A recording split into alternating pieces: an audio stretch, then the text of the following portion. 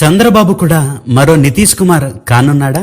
సొంత బలంతో గెలిచినోడికి, అవతలివాడి బలంతో గెలిచినోడికి చాలా తేడా ఉంటుంది గురు. ఒంటరిగా గెలవడం చేత కానప్పుడు, పక్కనోడి మీద ఆధారపడి గెలిచినప్పుడు, నిజాయితీగా కాకుండా ఈవీఎంలతో మాయలు జరిగినప్పుడు తాను సొంతంగా ఏ నిర్ణయాలు కూడా తీసుకోలేడు. ఇప్పుడు చంద్రబాబు పరిస్థితి కూడా అలానే తయారైంది. బీజేపీ చేతుల్లో కీలు బొమ్మలా తయారయ్యాడు చంద్రబాబు. బీహార్ రాజకీయాల్లో ఒక పేరు చాలా ఫేమస్. అదేంటో తెలుసా? నితీష్ కుమార్. ఎందుకంటే ఆయన రాజకీయాల్లో ఎప్పుడు ఏ పార్టీతో ఉంటాడో చెప్పడం చాలా కష్టం.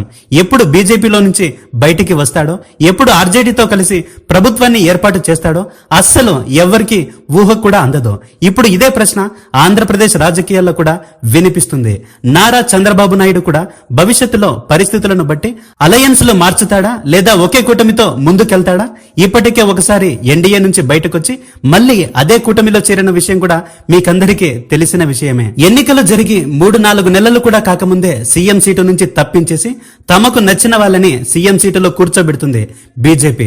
ఎదురు తిరిగితే జైలు, బేరానికి వస్తే బెయిలు. ఇవే బీజేపీ సిద్ధాంతాలు. చాణక్యుడిలా రాజకీయాలు చేసిన చంద్రబాబు గారు ఇప్పుడు ఆ రాజకీయాలకే బలైపోతున్నాడు. ఎదురు తిరగలేడు, ఎదిరించి పోరాడలేడు, కనీసం ఎదురు తిరిగి ప్రశ్నించలేడు కూడా. ఎందుకంటే తన గెలుపు నిజమైన గెలుపు కాదని తనకు తెలుసు కాబట్టి. ఎన్నికలకు కొన్ని నెలల ముందు ఎన్నికల్లో జరిగిన అక్రమాలు, ఓట్ చోరీ, ఈవీఎంలతో జరిగిన మోసాలన్నింటినీ రాహుల్ గాంధీ బయట పెట్టాడు. మరో 6 నెలలు సంవత్సరం తిరిగేలోపు దేశంలో అధికార మార్పిడి జరిగి తీరుతుందని జోస్యం కూడా చెప్పాడు. 100 సార్లు మోసం చేసిన వ్యక్తి మరోసారి మోసం చేయకుండా ఉంటాడా ఏంటి? ఆంధ్రాలో, హర్యానాలో ఏం జరిగిందో బీహార్లో కూడా అదే జరిగింది. అందుకే పక్కా ప్లానింగ్ ప్రకారం సీట్లు ప్రజలు ఇవ్వలేదు. వాళ్లకు నచ్చినట్లు వాళ్లే అధికారంలో ఉన్న పాలకులు గుద్దుకున్నారు. బీహార్ ఎన్నికల్లో నితీష్ ఓడిపోతే అధికార దాహంతో నితీష్ కుమార్ వెంటనే ప్లేటు ఫిరాయించేస్తాడు. దేశంలో బీజేపీ ప్రభుత్వం పడిపోయి మోడీ కింద పడిపోతాడని అనుకున్నారు. ప్రజలు ప్రతిపక్షం అనుకున్నట్లు బీజేపీ ప్రభుత్వం ఎందుకు అనుకుంటుంది? తన మెడ మీద కత్తి పెట్టినప్పుడు ఏ స్థాయికైనా దిగజారుతుందని ఈ ప్రజలకు తెలియదేమో. పాపం బీహార్లో ఎలక్షన్లు జరిగి కొన్ని నెలలు కూడా కాకముందే నితీష్ కుమార్ ని తప్పించేశారు.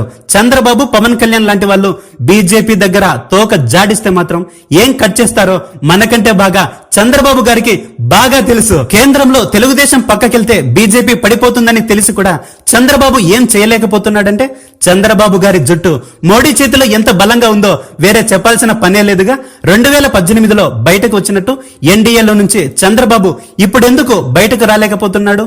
అప్పుడు కేంద్రంలో బలం లేకపోయినా బయటికి వచ్చేశాడు. ఇప్పుడు కేంద్రంలో తన బలం ఉన్నా బయటికి ఎందుకు రాలేకపోతున్నాడు? ఎందుకంటే ఇప్పుడున్న బలం తన బలం కాదని తనకు తెలుసు కాబట్టి. అది బీజేపీకి సంబంధించిన ఈవీఎంల బలం కాబట్టి. నితీష్ కుమార్ ఇక బీహార్లో ఎక్స్పైరీ ప్రోడక్ట్. రానున్న రోజుల్లో చంద్రబాబు, పవన్ కళ్యాణ్ కూడా మన ఆంధ్రప్రదేశ్ రాష్ట్రంలో ఎక్స్పైరీ ప్రొడక్ట్స్ గా మిగిలిపోనున్నారు. 2 పడవల మీద ప్రయాణం చేస్తున్న చంద్రబాబు ఏదో ఒక రోజు అటు ఇటు కాకుండా సముద్రంలో పడి మునిగిపోవడం మాత్రం ఖాయం. మహాసముద్రాలను ఈదినోడు ఇంటి ముందుండే మురికాలువలో పడి మునిగినట్లు టీడీపీ, జనసేన అతి త్వరలో మునగబోతుంది. ఇదే మోడీ చెప్పిన సిద్ధాంతం.